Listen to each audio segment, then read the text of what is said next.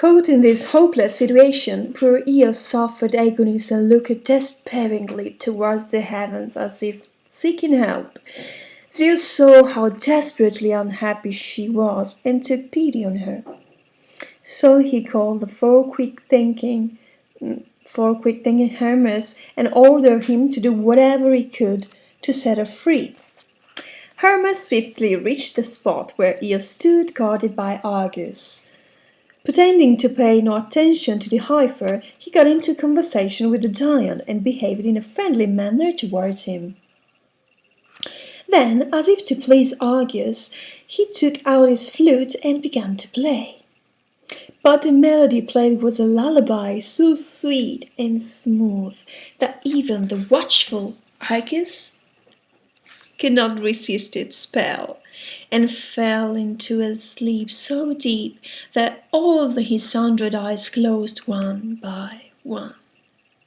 Thus Hermes managed to set Io free. If only the prince's sufferings had ended here!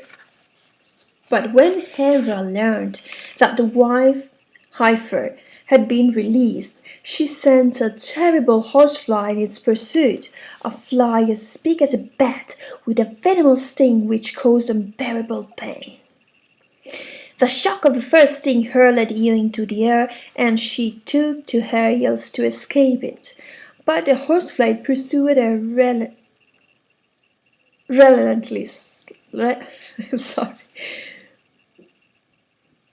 relentlessly, stinging with all its poisonous power.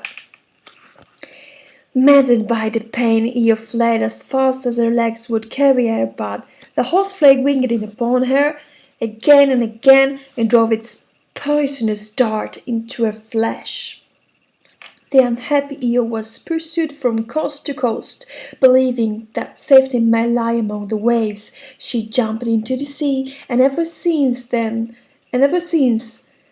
though we have called those waters the Ionian Sea.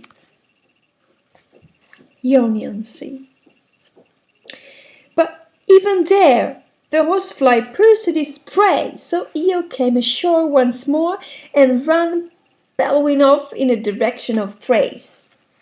From there she ran northwards, passed through the land of the Scythians, and finally reached the Caucasus, where Prometheus, the Titan, the great soothsayer, lay bound in his chain and nailed to a rock by order of Zeus.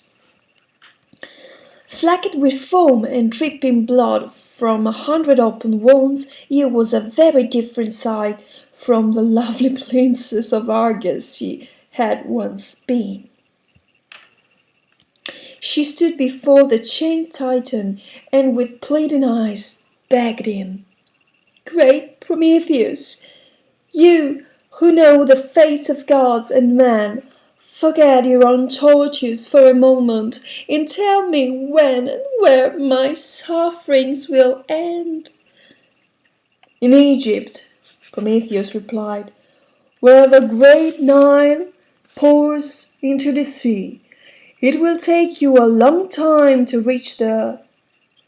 Your wanderings will seem endless, and you will have bitter sufferings to endure before you reach your goal. But there you will find salvation and become a woman again." When Prometheus had uttered this word, he gave a great cry of pain, for an eagle sent by Zeus had come, as it did each day, and thrust his beak into the entrails of the chained Titan. Poor Io fled like a maddened beast, pursued once more by the monster horsefly. She passed over the snowy Caucasus, and running wildly reached the land of the Amazons, which has been called Ionia ever since. Then she crossed a sea filled with Gorgons who had writhing tangles of poisonous snakes in place of her. She managed to reach the farther shore and escape from the clutches of the Gorgons. But then she found herself in a land whose skies were thick with one-eyed vultures. They smelt the blood from her open wounds and swooped down upon her, tearing her pitilessly with their cruel beaks. In her effort to escape them, she became lost in a huge desert, where she could not find a single drop of water to cool her parched lips. And still the terrible horsefly pursued her, and still stabbed its venom into her flesh.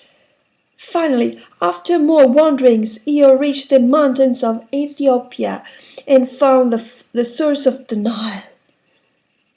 Taking courage at the sight, she began a last long, mad gallop northwards. This was the final stretch on the long road of her sufferings, but even so, the horsefly did not leave her for an instant. At least she reached Egypt, and there, on the banks of the Nile, she saw Zeus himself standing before her. Eo's sufferings had come to an end. Zeus immediately killed the horsefly and then laid his hand upon Eo's head. By that simple contact, Io became a beautiful princess once more. Zeus did not stay a moment longer. He returned to Olympus, but through the mere touch of his hand, Io gave birth to a son whom she called Epaphus, which means touch. This child became the first king of Egypt and the forefather of a long line of heroes. From this line sprang Heracles, the greatest hero of all Greece.